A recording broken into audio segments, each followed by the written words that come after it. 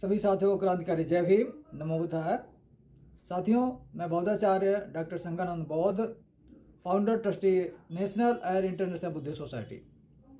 मैं पहली बार दिल्ली के विधानसभा चुनाव से चुनाव लड़ रहा हूं और ये मैंने बहुत ज़रूरी समझा, क्योंकि जो जितनी राजनीतिक पार्टियां हैं, कोई भी पार्टी भगवान बुद्ध की विचारधारा को लेकर नहीं चल रही है या बौद्धों के अधिकारों की लड़ाई नहीं लड़ रही है। इस कारण हमने डिसीजन लिया कि हमें आगे बढ़ना पड़ेगा। जब तक बौद्धों की सरकार नहीं होगी, बौद्धों की आवाज़ उठाने वाला कोई नहीं होगा, तब तक भारत का राष्ट्रीय अंतर्राष्ट्रीय धरोहर महाबोधि महाविहार, जो अभी ब्राह्मणवादियों के ब्राह्मणों के कब्जे में है, और बौद्धों को पर्सनल लॉ, बौद्धों को माइनॉरिटी कमीशन में अल्पसंख्यक विभाग में भागीदारी कराना, या बौद्धों के जो लोग बौद्ध बन रहे हैं उनको प्रॉपर मान्यता नहीं मिल पा रहा, बहुत सी समस्याएं हैं। इसके अलावा शिक्षा, स्वास्थ्य, रोजगार, जो शिक्षा व्यवस्था आज पढ़ाया जा रहा शिक्षा व्यवस्था है, वो शिक्षा व्यवस्था ही गलत है। उसका ब्राह्मणीकरण कर दिया गया है, यह गलत शिक्षा दिया जा रहा है, अंधविश्वास पाखंड को पढ़ाया जा रहा है। इस तरह से विज्ञानवाद और तर्कवाद को पढ़ाने के लिए, संविधान को पढ़ाने के लिए भगवान बुद्ध, ज्योतिबा फुले, सम्राट अशोका, पेरियार रामास्वामी नायकर, पेरियार लाल सिंह यादव, जगदेव प्रसाद कुशवाहा, सावित्रीबाई फुले, वीरांगना फूलन देवी, वीरांगना नगेली, रमाबाई अंबेडकर आदि इन महापुरुषों और महान क्रांतिकारी समाज सुधारक महिलाओं के बारे में पढ़ाने के लिए हमें हमारी अंबेडकरवादियों की, बौद्धों की सरकार बनानी होगी। हमने बहुत समय से देखा, बहुत सी पार्टियों को वोट दिया, बहुत से उम्मीदवारों को वोट दिया, सभी लोग जाते हैं, जय भीम बोलते हैं, नमो बुद्धाय बोल रहे हैं, लेकिन बौद्धों के अधिकारों की लड़ाई कोई नहीं लड़ रहा। बौद्धों के जो भारत का जो मूल धर्म है, बौद्ध धर्म है, उसकी बात कोई नहीं कह रहा। जो बाबा साहब का मिशन था भारत को बुद्धमय बनाना, उस मिशन को लेकर कोई भी पार्टी नहीं चल रही है। इसके कारण हमने पार्टी बनानी पड़ी जो भीमसेना के नाम से है, और हमारा पार्टी का उद्देश्य है कि भारत को बुद्धमय बनाना, प्रबुद्ध भारत बनाना। सही शिक्षा तो दे रहे हैं, लेकिन शिक्षा गलत दिया जा रहा, गलत पढ़ाया जा रहा।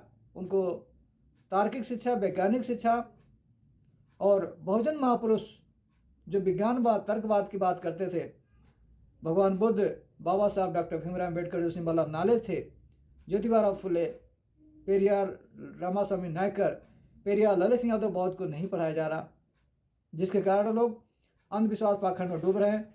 और ऐसे ही कुंभ मेला जैसे और ऐसे जो आडंबर पाखंड फैला करके भारत की जनता को गुमराह किया जा रहा, मूर्ख बनाया जा रहा, शिक्षा से वंचित किया जा रहा। इसलिए हम लोगों को पार्टी में आना पड़ेगा, पार्टी बनाना पड़ेगा, और अंबेडकरवादी बुद्धिस्ट उम्मीदवारों को हमें सत्ता में भेजना पड़ेगा।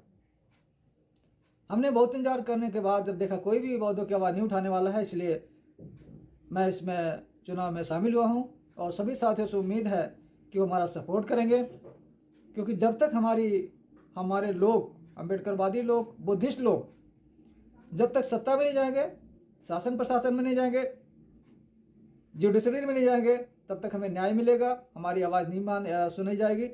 हमारे लोगों के ऊपर, बौद्धों के ऊपर, अंबेडकरवादियों के ऊपर, माइनॉरिटी के ऊपर अत्याचार होता रहेगा।